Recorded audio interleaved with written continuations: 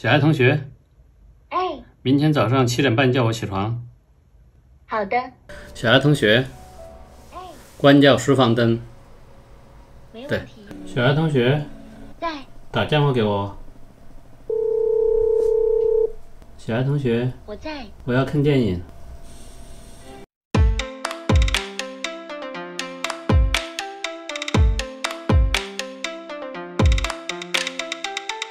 今天给大家开箱一个小米的触屏音箱，就是小爱同学，但是他会带一个小视频，这样的话我们可以看一些视频什么来的。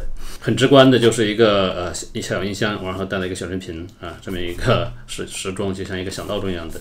智能的设备控制啊，爱奇艺啊，哔哩哔哩啊，QQ 音乐这些都 APP 都可以用得上的。好吧，我们现在打开看一下。有一个说明书了，小爱音箱线呢，这个是带了一个小充电头的一个 USB 线，它这个是不带电池的，必须要插电才可以用的。OK， 我们先把这个电源插到后面去，然后这边就已经开机了。首次开机时间比较长。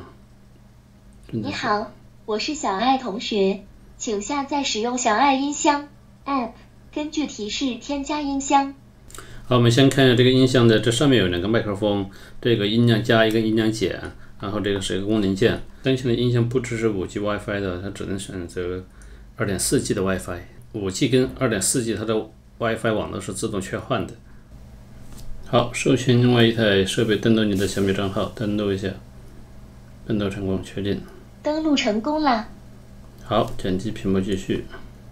设置完成了，来了解一下我。我可以陪你一起听音乐、听电台，控制家里的小米智能设备，还能定闹钟和日程，都是一句话的事儿。还有多种多样的表盘任你选择，海量爱奇艺视频、综艺、动画、电影、电视剧，这里应有尽有。从屏幕左侧向右滑动，可以。如果你家路由器是5G 和 2.4G， 它们这个频道呢是智能切换的，就是打开了以后它智能切换的话，你这个小米音箱是连不上去的，一定要把它进行分开，就是你 5G 是 5G， 2.4G 是 2.4G， 因为它 5G 不支持，所以你一定要把那个路由器的2个东西分开以后再连，它就连上了。现在我们这个点上的那个灯是开着的，这个是小米音箱可以控制的。小爱同学，关掉书房灯。对，它就关掉了，这个还是可以控制的了。所以只要你登录你的小米账号，你家里所有的控制你都可以通过这个小米音箱现在关掉它就可以了。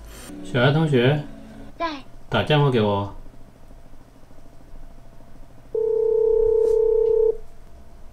小爱同学，我在。我要看电影。小爱同学，哎，打开刺杀小说家。没问题，刺杀小说家找好了。小爱同学，哎，播放。小爱同学，哎，明天早上7点半叫我起床。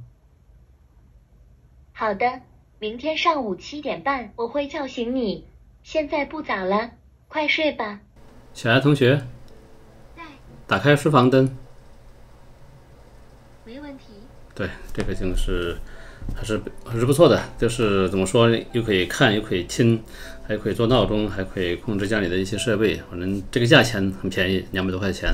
所以呢，特别家里的一些区域，你像我们的那个小爱同学的大的音箱是放在客厅的，如果你要需要卧室里面想用它来控制我们的灯的话，你就叫不到了，太远了。我们每个人其实都像一本书。所以呢，因为那个音箱呢只是听音乐的，这个呢又可以看，又可以听，这个音响效果怎么样？给你们放大声一点。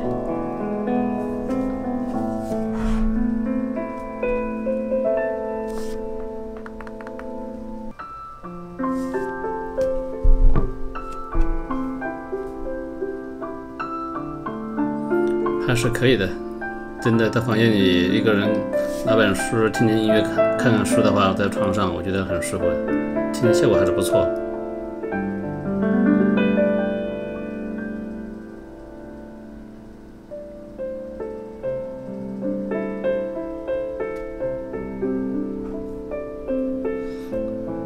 对吧？音质还是可以的，我觉得还可以，真的。唯一不好的就是它这个是要插电，唯一不好就是要插电，它不是有电池。如果你们有电池，包含电池的，那就更好。这样的话，我们可以带出去一边看一边听都 OK。好吧，那我们这次的视频就分享到这里。大家如果有兴趣的话，小米的这个抽屏的小音箱还是可以值得入手的，因为才2百多块钱嘛。OK， 好了，今天的就分享到这里，谢谢大家，我们下一次视频再见，拜拜。